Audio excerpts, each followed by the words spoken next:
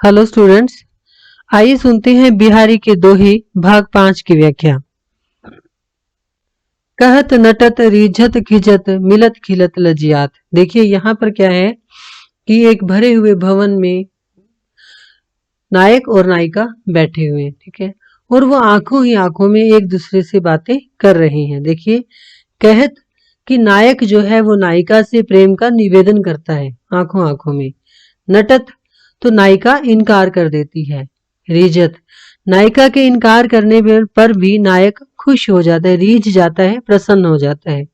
खिजत अब नायिका इनकार करती है और नायक खुश हो जाता है। इस बात पर नायिका खिंच जाती है, उसको गुस्सा आ जाता है। खिलत मिलत खिलत लजियात, और ऐसे में जब उनके दोनों के नेत्र मिलते हैं तो उनका मन खिल जाता है, वो प्रसन्न हो जाते हैं और लज्जियात, और फिर वो दोनों लज्जा का अनुभव करने लगते हैं। यानी कि नायक ने जब प्रेम का निवेदन किया तो नायिका ने इनकार किया। नायिका के इनकार करने पर भी जब नायक खुश हो गया तो नायिका को गुस्सा आ गया, और इस सारी क्रिया में जब उन दोनों के नेत्र मिले तो वो खुश हो गए और उनको लज्जा का अनुभव होने लगा। भरे भवन में करत है नैननु ही सो बात। और इस प्रकार से वो दोनों एक भरे हुए भवन में नेत्रों ही नेत्रों में बातें कर रहे हैं। बतरस लालच लाल की मुरली धरी लुकाई, कि बातों के रस के लालच में राधा ने कृष्ण की मुरली को चुरा लिया और उसको धरी लुकाई मतलब छिपा कर रख दिया। सोह करे बोहनु हंसे दैन कहे नटी जाई, और वो सौगंध खाकर कहती है कि मेरे पास नहीं है। बोहनु हंसे मतलब आंखों ही आंखों में हंसती भी है। दैन कहे नटी जाई, और जब कृष्ण उसको कहते हैं कि वो उसकी मुरली दे दे तो वो नट जाती है, यानी इनकार कर देती है। कागज पर लिखत ना बनत कहत संदेशु लजात। नायिका कहती है कि मैं अपने प्रेम का संदेशा कागज पर नहीं लिख सकती। कहत संदेशु लजात, और बात को कहने में, संदेशा कहने में मुझे लज्जा आती है कि ना तो मैं अपने प्रेम की बात को लिख कर कह सकती हूँ और ना ही बोल कर बता सकती हूँ। कही है सबू तेरो हियो मेरे हिये की बात, कि कहती है कि हे नायक, तुम्हारा जो हृदय है वो सब मेरे हृदय की बात को समझ लेगा, क्योंकि मेरे मन में जो बात है वही तुम्हारे मन में बात है, इसलिए तुम अपने हृदय से ही पूछ लेना। सोवत जागत सुपन बस रस रिस चैन कुचैन। कहती है कि सोते जागते सपने में, रस मतलब प्रेम में, रिस मतलब गुस्से में, चैन कुचैन की सुख और दुख सभी अवस्थाओं में मुझे सुरती श्याम घन की केवल एक कृष्ण की याद बनी रहती है। सुरती बिसरे हूँ बिसरे ने, और वो जो प्रेम की बातें हैं वो मुझे भुलाने से भी नहीं भूलती हैं।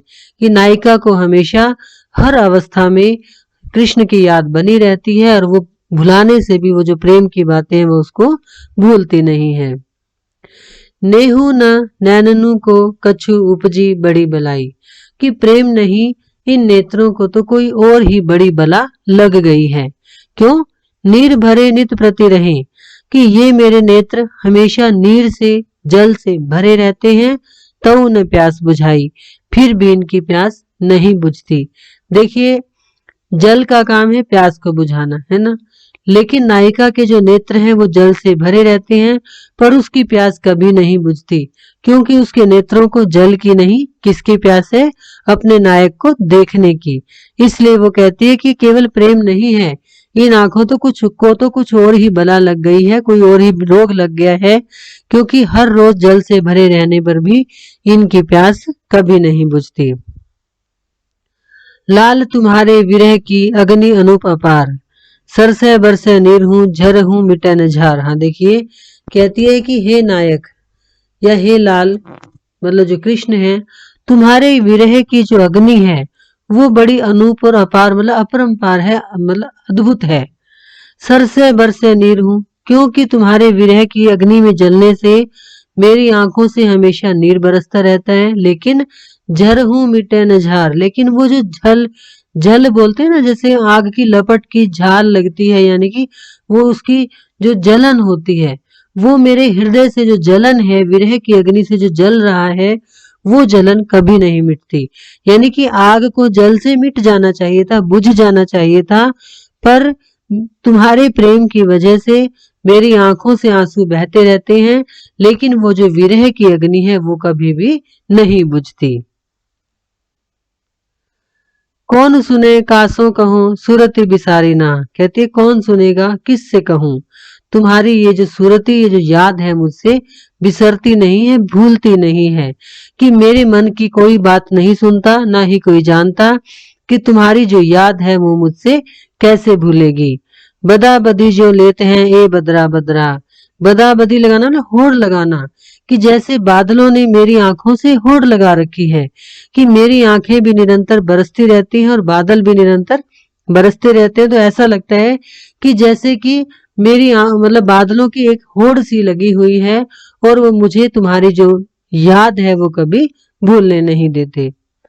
बैठी रही अति सघन बन पैठी सदन तन महा, देखी दोपहरी जेठ की छाहो चाहती छान। तो यहाँ पर देखिए प्रकृति का वर्णन है। जेठ का जब महीना होता है ना, तो चारों ओर धूप होती है, कहीं भी छाया नहीं होती। तो कवि कहता है कि जो छाया है ना, वो क्या करती है, बैठी रही अति सघन वन, कि छाया जाकर घने वनों में बैठ जाती है। जो डेंस वन होते हैं, जहां पर बहुत सारे पेड़ होते हैं, वहां छाया होती है। पैठी सदन तन महा, या फिर घर के भीतर जाकर बैठ जाती है। ये छाया का मानवीकरण है, कि जो छाया है वो घने वनों में चली जाती है या घर के अंदर जाकर बैठ जाती है। देखी दोपहरी जेठ की, कि जेठ मास की दोपहरी देखकर छाहो चाहती छाह, छाया भी छाया को चाहने लगती है। यानी कि चारों ओर धूप ही धूप दिखाई देती है, और यदि हमें छाया देखनी हो तो हमें घने वन में जाना पड़ेगा, या फिर वो छाया हमें घर के भीतर ही मिलेगी, क्योंकि जेठ की दोपहरी में तो छाया भी छाया को चाहने लगती है। Thank you.